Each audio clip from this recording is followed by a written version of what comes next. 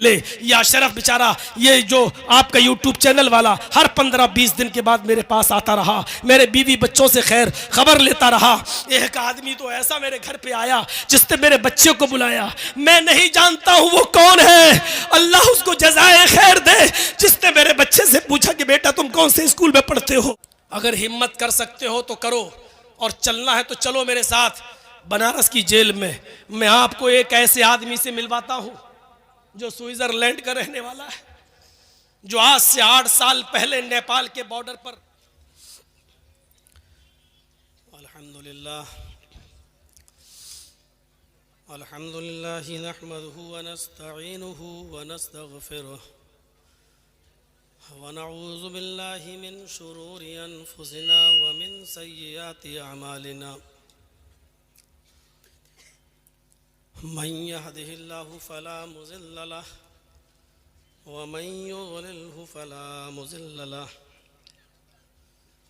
व मन युज़लिल फला हादिय लहु व अशहदु अन ला इलाहा इल्लल्लाहु वहदहु ला शरीका लहु व अशहदु अन्न मुहम्मदन अब्दुहु व रसूलुहु अम्मा बाद फ़इन्न खैरल हदीस किताबुल्लाह व खैरल हदी हदी मुहम्मदिन सल्लल्लाहु अलैहि वसल्लम व शर्रल उमूरि मुहदसातुहा व कुल्लु मुहदसतिन बिदअह व कुल्लु बिदअतिन ज़लालह व कुल्लु ज़लालतिन फिन्नार। अऊज़ु बिल्लाहि मिनश शैतानिर रजीम। बिस्मिल्लाहिर रहमानिर रहीम। वला तहिनु वला तहज़नु व अंतुमुल अलौना इन कुंतुम मुमिनीन। रब्बि इश्रह ली सदरी व यस्सिर ली अमरी वहलुल उक़दतम मिन लिसानी यफ़क़हू क़ौली। स्टेज पर तशरीफ़ फरमा मुअक्कर उलमाए किराम, ललमटिया नीमा और उसके अतराफ़ व अकनाफ़ से तशरीफ़ लाए हुए मुअज़्ज़ज़ सामीन हज़रात, आपको ये बखूबी इल्म है कि मैं कहाँ था और किस जगह से मैं निकला हूँ। 6 महीने के बाद ये मेरा पहला प्रोग्राम यहाँ हो रहा है। मैं बहुत थोड़ी सी देर आज आपके सामने रहूँगा, क्योंकि मुझे मालूम है कि 1 महीना 1.5 महीना रुकने के बाद जब मैं कोई स्पीच पहली स्पीच देता हूँ तो 15 या 20 मिनट में मेरा गला बैठ जाता है। ये एक आदत है, मुश्किल से 15-20 मिनट में गला बैठना ही बैठना है पहली तकरीर में, और कल से ये फिर ठीक हो जाएगा। ये आज तक कोई डॉक्टर इस मर्ज़ को पकड़ ही नहीं पाया कि क्या बात है। वो छुरी होती है जिसको जितना तेज़ करते रहो तो चलती रहती है, और जब कुंद हो जाती है तो फिर उसको। मैंने ये जुमे का खुतबा भी कहीं नहीं दिया, जानबूझकर कहीं नहीं दिया।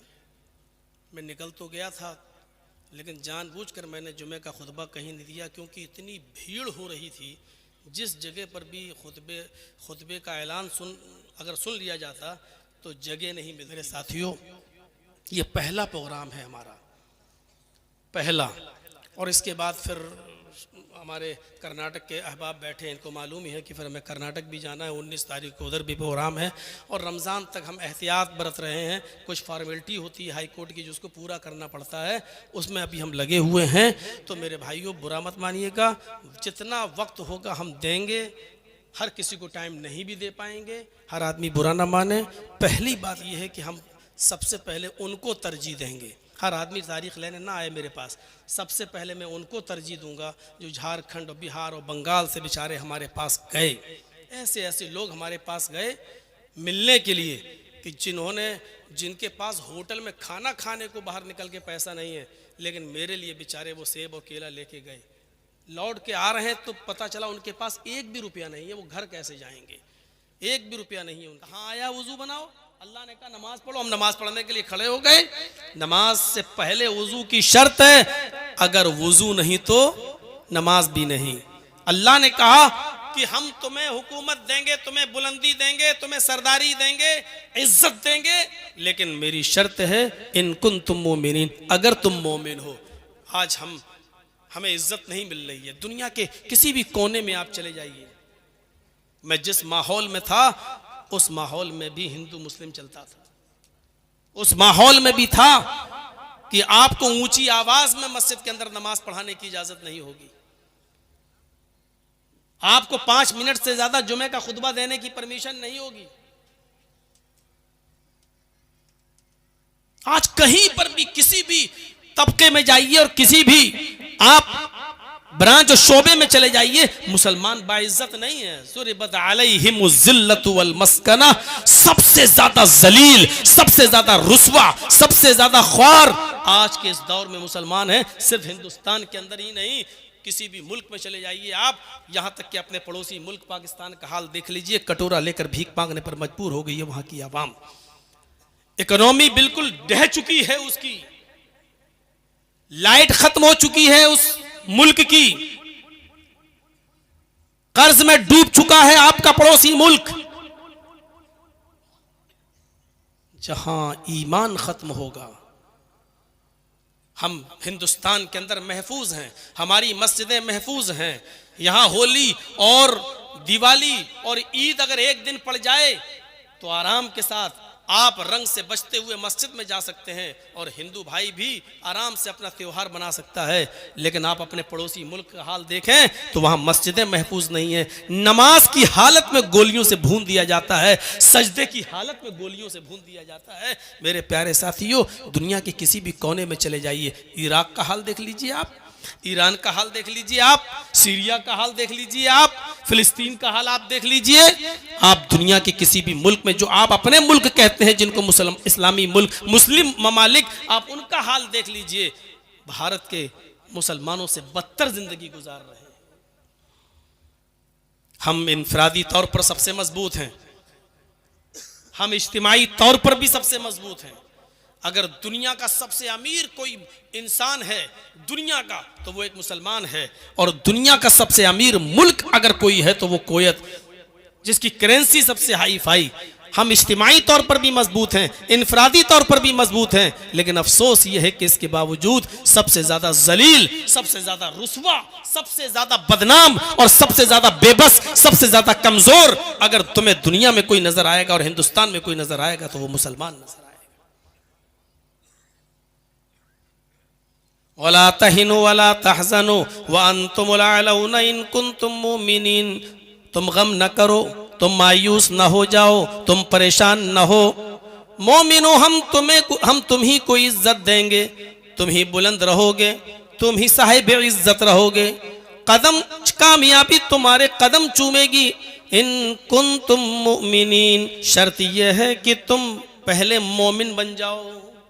अल्लाह ने ईमान की शर्त लगाई है, पहले तुम मोमिन बन जाओ। ईमान एक मुआहिदा है और अमल स्वालिह नतीजा है। आपसे एक मालिक और मजदूर होता है ना, मालिक जैसे मोबाइल में सिम और सिम के लिए मोबाइल, ये दोनों लाजिम और मलजूम है। आपके पास मोबाइल है लेकिन सिम नहीं तो बेकार है, आपके पास सिम है लेकिन मोबाइल नहीं तो बेकार है। आपके पास ईमान है लेकिन अमले स्वाले नहीं बेकार है, आपके पास अमले स्वाले है लेकिन ईमान नहीं बेकार है। अमले स्वाले हम क्या करेंगे, हमसे अच्छे अच्छे अमले स्वाले गैर मुस्लिम लोग करते हैं। आप चले जाइए बॉम्बे के टाटा हॉस्पिटल में लाइन लगी होगी, गैर मुस्लिमों की मदद लेकर घूम रहे हैं। कैंसर मरीजों के लिए कोई एक ट्रक सेब ला रहा है, कोई एक ट्रक ऑरेंज ला रहा है, कोई 2 लाख 4 लाख रुपए का चेक लिए खड़ा है, लीजिए साहब आप गरीब हैं तो हमसे ले लीजिए। कोई खाना लेके आ रहा है, कोई पूरा व्हील चेयर मरीजों को दे रहा है अपने पास से, कोई मरीजों का पूरा इलाज का ठेका ले रहा है अपने पास से। कितना अच्छा काम कर रहे हैं ये लोग। अभी मई और जून की गर्मी में ट्रेनों में देखिएगा आप, जहां आपकी गाड़ी रुकेगी लोग ठंडा पानी लेकर आपकी बोतलों में भरना शुरू कर देंगे। कितना अच्छा काम कर रहे हैं प्यासों को पानी पिलाने का। अमले स्वाले तो है लेकिन उनके पास ईमान नहीं है, इसलिए बेकार। हमारे पास ईमान है लेकिन अमले स्वाले नहीं, बेकार।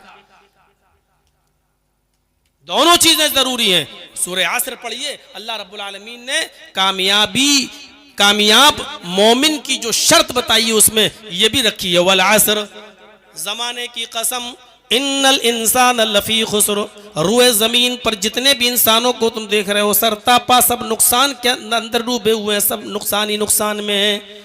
कौन लोग नुकसान में नहीं है उनको अलग कर दिया, मुस्तस्ना कर दिया। इल्लल्लज़ीना आमनू व अमिलुस्सालिहात, जो लोग ईमान लाए और जिन्होंने नेक अमल किए, जो ईमान लाए और जिन्होंने अमल स्वालिह किए, ये नुकसान के अंदर नहीं है। व तवासौ बिल हक़्क़ि व तवासौ बिस सब्र, ये दूसरी तरफ इल्लल्लज़ीना आमनू व अमिलुस्सालिहात, ईमान और अमल स्वालिह ये दोनों जरूरी है। ईमान एक मुआहिदा है, अमल स्वालिह उसका नतीजा है। अगर आपने अमले स्वाले नहीं किए तो अल्लाह ने जो शर्तें रखी हैं जन्नत में जाने की, ये करो तो हम तुम्हें जन्नत में दाखिल कर देंगे जिसके नीचे दूध की नहरें बह रही होंगी, शहद की नहरें बह रही होंगी, ये तमाम चीज़ें अमले स्वाले के नतीजे के अंदर हैं। ईमान और अमले स्वाले दोनों चीज़ें हमारे अंदर होनी चाहिए। दोनों, ईमान से हमारा बुनियादी रिश्ता होना चाहिए। बुनियाद जितनी मजबूत होगी इमारत उतनी मजबूत होगी। आपने पतंग को देखा है, उड़ती है, और एक पतंग उड़ाने वाला डोर को ढील देता रहता है, पतंग ऊंचाई पर उड़ती है। आपने कभी गौर किया है कि वो पतंग आसमान की बुलंदियों पर कैसे टिकी हुई है? उसको कौन सी चीज रोके हुए है? वो पतंग ऊपर जा रही है, आप ढील देते जा रहे हैं डोर, और वो बढ़ती और ऊंचाई पे जाती चली जा रही है।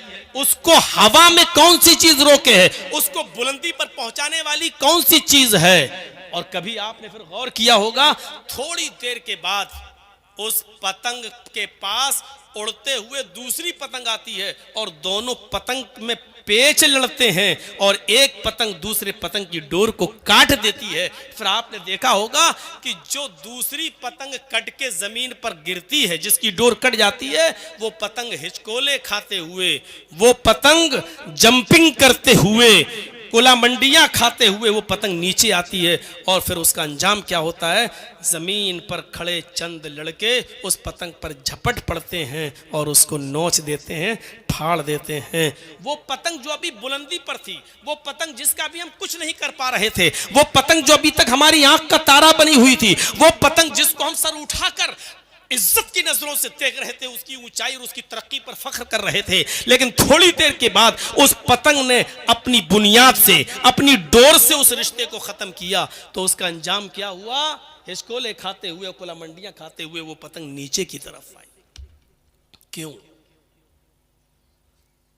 ये पतंग डोर से बंधी हुई है, ये मैसेज दे रही है, ये पैगाम दे रही है कि आए ईमान वालों, हम अपनी बुनियाद से जब तक जुड़े थे, बुलंदियों पर थे, हमारा रिश्ता अपनी बुनियाद से जब तक जुड़ा हुआ था, दुनिया की कोई ताकत मेरा कुछ नहीं कर पा रही थी। तुम नीचे देखकर हमें, हमारी तरफ देखकर अपनी आंखें ठंडी कर रहे थे और फख्र के साथ कह रहे थे ये पतंग कितनी ऊंचाई पर है, कितनी तरक्की की हुई है। तुम भी हमारा कुछ नहीं कर पा रहे थे, लेकिन जब हमने अपनी डोर से रिश्ता तोड़ लिया है, अपनी बुनियाद से रिश्ता खत्म कर लिया है, जब हमने अपनी डोर से, अपनी बुनियाद से रिश्ते को मुनक़ता कर लिया है, तो अब हमारा अंजाम बुलंदी पर पहुंचना नहीं है, तरक्की पर पहुंचना नहीं है, क्योंकि हमने अपनी बुनियाद से अपना नाता तोड़ लिया है। जैसे ही उस डोर को काटा गया, उस डोर ने अपना रिश्ता मुनक़ता किया उस पतंग से, पतंग ने डोर से जैसी मुनक़ता किया, पतंग बुलंदी पर नहीं जाती है, आसमान की ऊंचाइयों पर नहीं जाती है, हिचकोले खाते हुए जमीन की ऊपर आती है और जमीन की ऊपर बैठे हुए या खड़े होने वाले चंद लड़के उस पतंग पर टूट पड़ते हैं। मुसलमानों, हमारी बुनियाद है ईमान। मुसलमानों, जब तक हम ईमान से बंधे हुए हैं और हम इस ईमान की डोर से हम बंधे हुए हैं, तरक्की करेंगे, ऊंचाई के ऊपर जाएंगे, हमें देखकर लोग फख्र करेंगे, इसलिए कि हमारी बुनियाद मजबूत है और हमने अपना रिश्ता, अपनी बुनियाद अपने ईमान से जोड़े रखा है। इसी को कुरान कह रहा, व अंतुमुल आलौन इन कुंतुम मुमिनीन, अगर तुम मोमिन हो तो हम तुम्हें इज्जत देंगे, हम तुम्हें सर बुलंदी देंगे, हम तुम्हें ऊंचाइयों पर पहुंचाएंगे, हम तुम्हें हुकूमत देंगे अगर तुम मोमिन हो। और जब तुम ईमान से अपने रिश्ते को मुनक़ता कर लोगे, ईमान से अपने रिश्ते को तोड़ लोगे, तो फिर तुम्हारा अंजाम वही होगा जो एक पतंग का होता है। दुनिया की सारी कौमें तुम्हारे ऊपर टूट पड़ेंगी। यूशिकुल उममु अन तदालैकुम कमा तदाला कलतु अला क़िसतिहा, जिस तरह भूखे लोग दस्तरखान के ऊपर टूट पड़ते हैं, उसी तरीके से दुनिया की सारी कौमें तुम्हारे ऊपर टूट पड़ेंगी, इसलिए कि तुमने ईमान से अपने रिश्ते को मुनक़ता कर लिया है।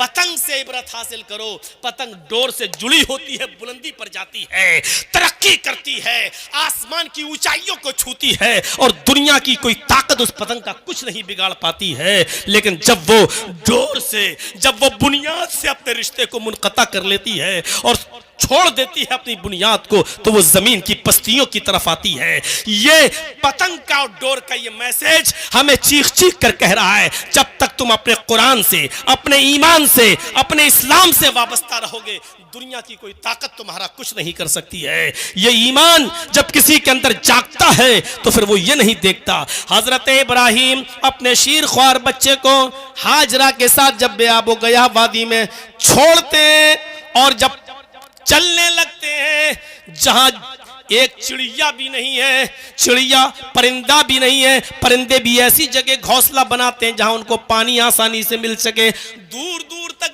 पानी का वजूद नहीं है। और ऐसे बेआबो गया मैदान में, मिना के मैदान में इब्राहिम अलैहिस्सलाम जब अपनी बीवी हाजरा को छोड़ते हैं और शीरख्वार बच्चे को छोड़ते हैं और जाने लगते हैं, तो उनकी बीवी कहती है, इला मन ततरुकुना, कुरान पढ़िए, आए इब्राहिम तुम जा रहे हो, कहां जा रहे हो? आए इब्राहिम शाम से लेकर यहां तक खैर आफियत के साथ मुझे लेकर आए हो, इराक की सरजमीन से लेकर यहां तक तुम खैर आफियत के साथ मुझे लेकर आए हो। क्या आपने अपनी बीवी के अंदर हक़्क़े रिफाकत में कोई कमी पाई है? क्या आपने मेरी खिदमत में कोई कमी पाई है? जवाब दिया नहीं। फिर तुम मुझे इस तन्हा मैदान में, इस अकेली वादी में मुझे छोड़ के कहां जा रहे हो? इब्राहिम ने कोई जवाब नहीं दिया। ये कौन सा ईमान था, ये कौन सा जज्बा था? शीर ख्वार बच्चा जो अभी हाजरा का अपनी माँ का दूध पीता है, खाने पीने की कोई चीज मौजूद नहीं है, थोड़े से सत्तू हैं 2-3 दिन में खत्म हो जाएंगे, थोड़ा सा पानी है 2-3 दिन में खत्म हो जाएगा। आजकल की तरह ट्यूबलाइट का जमाना भी नहीं था, मरकरी का जमाना भी नहीं था। बेआबो गया वादी और उस वादी के अंदर छोड़ के जब जा रहे हैं और जब मुड़कर देखते ही नहीं है, तो हाजरा ने पूछ ही लिया बज़बान कुरान, इला मन ततरुकुना, आए इब्राहिम हमें किसके हवाले करके जा रहे हो? आए इब्राहिम हमें किसके पीछे, किसके हवाले करके जा रहे हो? किसके जिम्मे, किसके सुपुर्द छोड़ के जा रहे हो? इब्राहिम अलैहिस्सलाम पीछे मुड़कर नहीं देखते हैं, सीधे जाते जाते कहते इल्लल्लाह, आए मेरी बीवी हाजरा मैंने तुझे अल्लाह की सुपुर्द कर दिया है। ईमान देखिए, जज्बा देखिए, इला मन ततरुकुना, हमें किसके हवाले छोड़ कर जा रहे हो? पीछे पलट कर नहीं देखते कि पीछे पलटूंगा बीवी का चेहरा दिखेगा, मोहब्बत जोश में आ जाएगी। पीछे पलट कर देखूंगा तो मेरा बेटा छोटा शीरख्वार बच्चा जो 99 साल दुआओं के बाद अल्लाह रब्बुल आलमीन ने मेरी फरियाद सुनी है, बहुत गिड़गिड़ाने के बाद रब्बे हबली मिनस सालिहीन का वजीफा पढ़ने के बाद अल्लाह रब्बुल आलमीन ने बुढ़ापे में मुझे एक सहारा दिया है। लाठी, एक बुढ़ापे में जैसे लाठी सहारा बनती है, उसी तरीके से मेरा बेटा मुझे सहारा बना कर दिया है। लेकिन आज उसी को छोड़ने का हुक्म हो रहा है। अगर वो शीरख्वार बच्चे पर नजर पड़ेगी तो उसकी मोहब्बत मेरे दिल में जोश मार जाएगी। नहीं, पीछे पलट कर देखते हैं, चले चले जा रहे हैं। जवाब क्या देते हैं?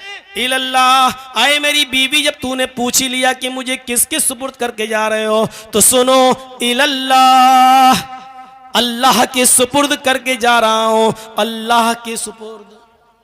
जब बीवी ने अल्लाह का नाम सुना, ये रिश्ता होता है ईमान का, ये बुनियाद, ये डोर देखिए। जब सुना कि अल्लाह, मेरे शौहर ने अल्लाह का नाम लिया, तो कहती है इब्राहिम अब मुझे फिक्र नहीं है, अब मुझे चिंता नहीं है, अब मुझे दुख भी नहीं है और मुझे कोई शिकायत भी नहीं है। अब जा रहे हो तो जाओ, और जहां जा रहे हो जाओ जाओ। लन युज़ीउन अल्लाहु अबदा, अब हमारा रब हमको ज़ाये नहीं करेगा, अब हमारा रब हमको बर्बाद नहीं करेगा। आपने मुझे ऐसी हस्ती के सुपुर्द कर दिया है, उस जात के सुपुर्द कर दिया है कि अब हमारा रब हमको कभी ज़ाये नहीं होने देगा, हमारा रब कभी हमको अब बर्बाद नहीं होने देगा। इब्राहिम अपने रास्ते चले गए, हाजरा वहीं रहीं, और जब बीवी और बच्चा आंखों से ओझल हो गया तब जाकर कहा रब्बी इन्नी अस्कन्तु मिन ज़ुर्रियती बिवादिन गैरि ज़ी ज़रअ इंद बैतिकल मुहर्रम। ऐ अल्लाह, मैंने अपने फैमिली को, अपने बीवी बच्चों को, अपनी ज़ुर्रियत को, अपनी आलो औलाद को तेरे मोहतरम घर के पास मैंने छोड़ा है। ऐ अल्लाह, तू हमारे अहल की हिफाजत फरमाना। ज़रा गौर करो मेरे प्यारे साथियों, ये ईमान का जज्बा था। आज के इस दौर में गौर कीजिए, कोई अकेले, और वो भी बियाबान जंगल में, और वो भी शौहर कोई सही रीजन नहीं बता रहा और चला चला जा रहा है। सोचिए, तसव्वुर कीजिए, एक औरत कह सकती है आपकी अपनी बीवी आपके साथ यहां से अकेले भागलपुर तक नहीं जा सकती, आपके साथ जा सकती है, अकेले नहीं जा सकती हो। सिर्फ तसव्वुर कीजिए, उस बियाबान जंगल में हजरत हाजरा अकेले रही, सत्तू खत्म, पानी खत्म, दौड़ती है सफा से मरवा, मरवा से सफा। पहले ये कोशिश बतला रही है कि नहीं, तकदीर पे भरोसा करो, लेकिन तकदीर पे भरोसा करके हाथ पे हाथ धरकर मत बैठे रहो। पहले हाजरा दौड़ी सफा से मरवा, मरवा से सफा, 7 चक्कर लगाए, और जब थक गई बच्चे के पास आकर बैठ गई, दुआ की अल्लाह एक औरत जात जितना दौड़ सकती थी दौड़ चुकी, अब तू हमारी मदद फरमा, मेरा शौहर इब्राहिम मुझे तेरे सुपुर्द करके गया है, अल्लाह मेरा बच्चा भूखा मर जाएगा, अल्लाह यही इब्राहिम की विरासत है जो तेरे दीन को बाकी रखेगी, जो तूने दीन नाजिल किया है उसकी हिफाजत करेगी और उसको आगे बढ़ाएगी।